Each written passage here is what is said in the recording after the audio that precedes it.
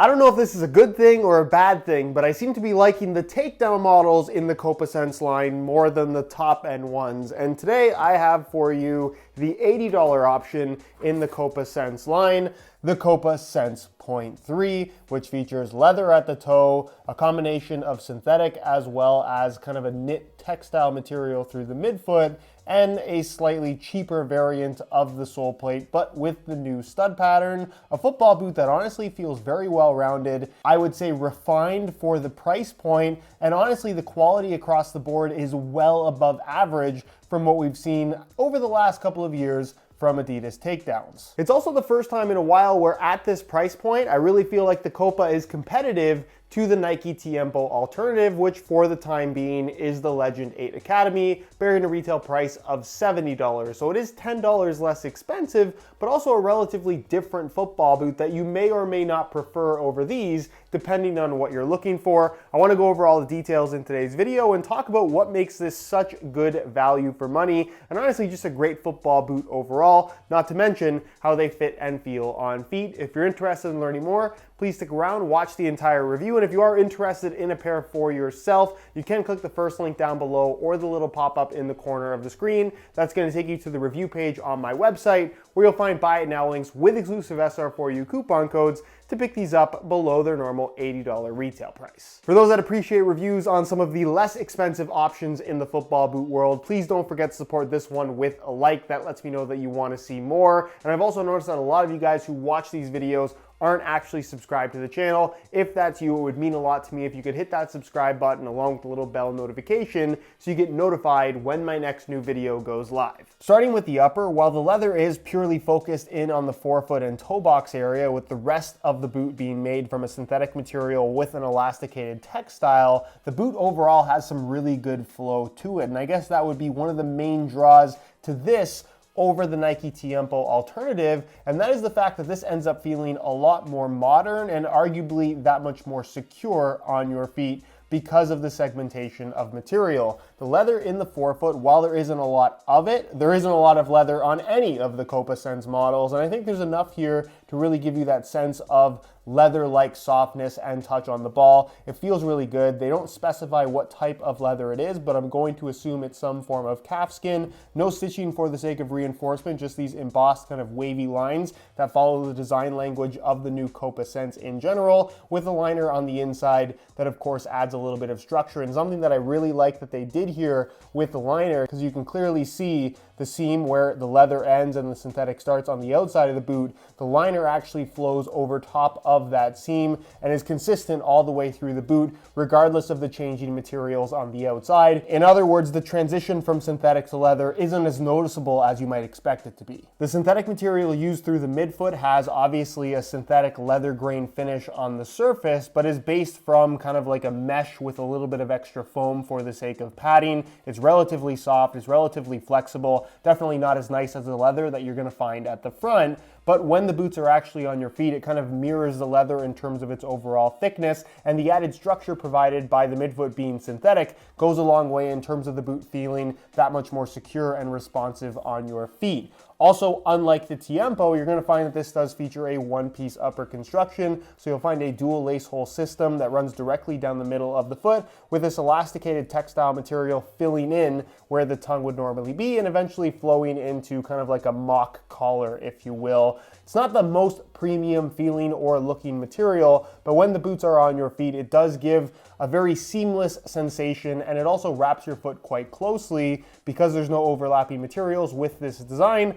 At the price point, the boots feel really good. At the rear, you're gonna find that these share nothing in common compared to the top end models, other than the fact that it is a low cut boot. It extends at the front, it extends a little bit at the back, neither of which I think are points of concern whatsoever, in that you don't notice it at all. Internal plastic heel counter with, of course, the graphic that kind of replicates the normal heel counter you find on the top end models. And then internally, it has this really soft, it almost feels like a microfiber, but it is a cheaper type of mesh. But I would say the most premium form of cheap mesh that you're gonna find on any takedown model at this particular price point. Very comfortable against your socks, and unlike a lot of other mesh liners, it doesn't feel slippery, which I think is super important. The one thing that Adidas does not do all that well, though, are insoles on their takedown models. It's just a mesh liner on top and it's made from a single layer of foam, but they do glue it in there. You can remove it, but it's a little bit of a pain, and I think a removable insole would have been justified given that Nike provides it on their football boots at the same price point. Moving to the base, you're going to find what is effectively a watered down variation of the top end Sense frame found on the Copa Sense Point 1 and Plus models, but it is the same sole plate as well that you're going to find on the more expensive Copa Sense Point 2 that in general feels really good. It's got good thickness to it, so it has a solid underfoot sensation, but also has really nice flexibility to it. It's not awkwardly stiff like we've seen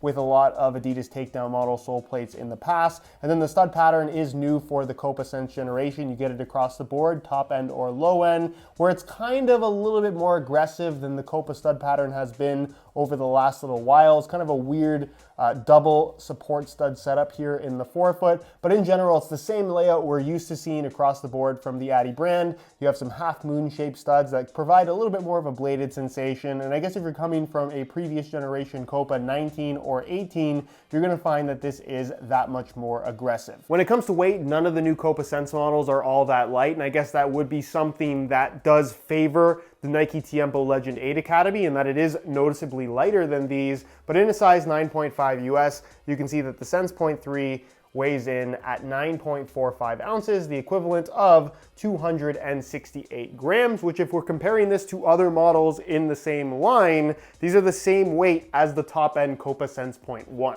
On feet, the boots just feel good. If I had one point of criticism, it is the slightly shallower heel that Adidas takedown models tend to have. It's not to the point where it's detrimental to the fit, but it is noticeable when you compare it to a Nike takedown, for example. However, you can completely resolve any potential issues of heel slippage with some grip socks. I'm currently wearing these with some white Pure Grip socks, which for those that don't know is my own brand. They're available in a wide variety of colors for just $14.99 a pair. If you're interested in trying some out for yourself, the website to visit is puregripsocks.com, which of course will be linked down below. As far as everything with the upper is concerned, the synthetic material that has a nice padded feel through the midfoot is very soft and flexible. The way they did the one-piece upper with the textile material across the top of the foot feels very seamless. The transition into the leather also feels very smooth because of the way they did the internal liner. The leather itself is nice and soft. The sole plate has good flexibility to it. It's just a pair of football boots that feel right on your feet. There's no other way to put it. As far as width is concerned, they have a snug overall fit. So again, if you're comparing this to something like a Nike Tiempo with a kind of standalone tongue, central lacing system, a slightly wider overall fit, if you want something that feels slightly more modern, you're actually going to prefer the tighter overall wrap around your foot that these have because of that one-piece upper. Not to say that they are narrow fitting by any means. I think most people will fit in them quite comfortably, although if you have really, really wide feet, they might not be the best option. Then as far as sizing is concerned, I'm wearing these in my usual size 9.5 US, and the fit and the length is perfect. So if you're looking to order some for yourself, I would strongly recommend going true to size in order to achieve the best possible fit. So in conclusion, should you buy the Copa Sense Point 3? And I think the answer to that question has to be yes, simply based on the fact that this is one of very few football boots these days that you can put on your feet and they just feel right. It's a simple and effective design that utilizes really good quality materials considering the price point and alternatives that are available. Again, if you're comparing it